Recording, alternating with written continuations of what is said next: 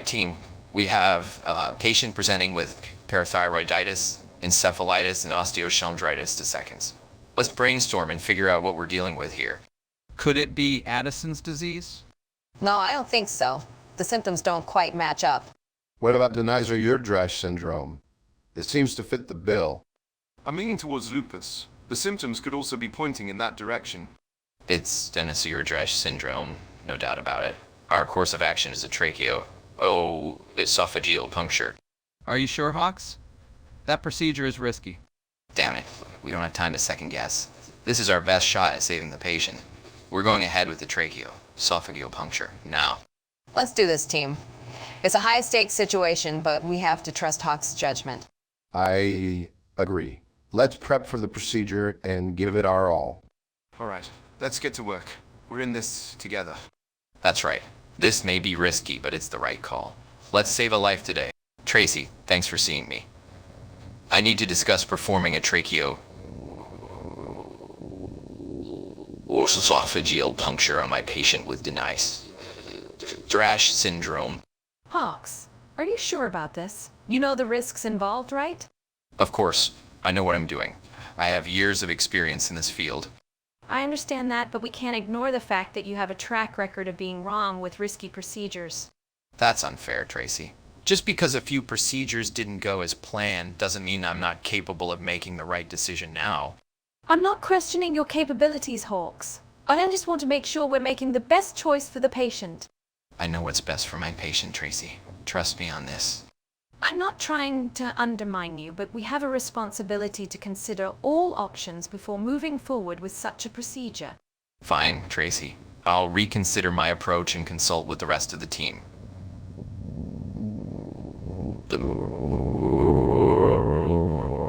This is the right course of action for my patient.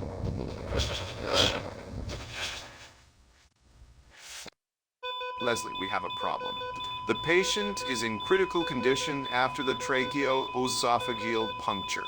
Oh no, that's not good. We need to act fast to stabilize the situation.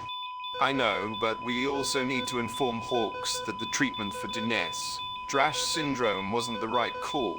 Frank, our priority right now is the patient's well-being. Hawks will understand that our focus should be on saving a life, not on what he thinks about our decisions. You're right, Leslie. Let's focus on what's important and do everything we can to help this patient. We'll deal with the consequences later. You imbeciles. You nearly killed our patient with your incompetence.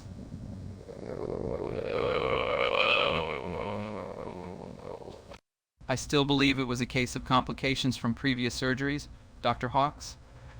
The new tracheoesophageal puncture was essential.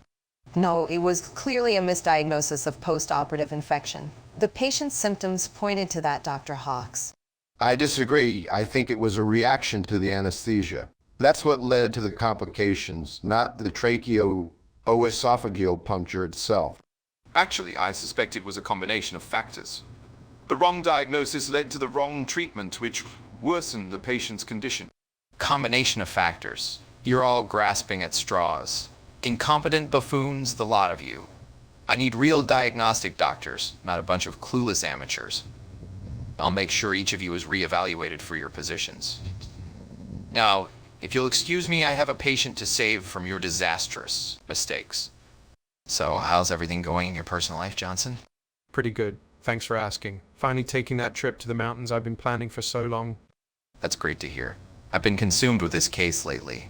It's been keeping me up at night. I understand. We all get those cases that just won't let go. But it's important to find a balance. You're right. Balance is key. Wait a minute. I think I just figured out what's wrong with Mrs. Jenkins. Excuse me, Johnson. I have to go. Wait, Hawks. What about finishing lunch? I'll catch up with you later, Johnson. I need to check on Mrs. Jenkins right away. I've got it. It's familial male. Limited precocious puberty, not Denizer-Urdreich syndrome. Hawks, what are you doing? You can't just barge in here without proper gear. Seriously, you're putting yourself and the patient at risk. Hawks, this is highly unprofessional. You need to follow protocol. But what about the prognosis? What can we expect with this new diagnosis? The prognosis for familial male, limited precocious puberty is generally good.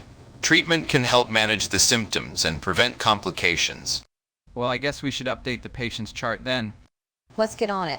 We need to inform the family as well. Hawks, next time, please remember to prioritize safety first. Thanks, Tracy. I'm glad we were able to finally get the right diagnosis for the patient. It was a team effort, Hawks.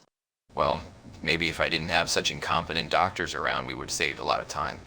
Hold on, Hawks. You're the one who declared the wrong diagnosis initially. My team should have caught that mistake. Don't try to shift the blame, Hawks. You need to take responsibility for your own errors. Fine, whatever. I don't have time for this. Running away won't solve anything, Hawks.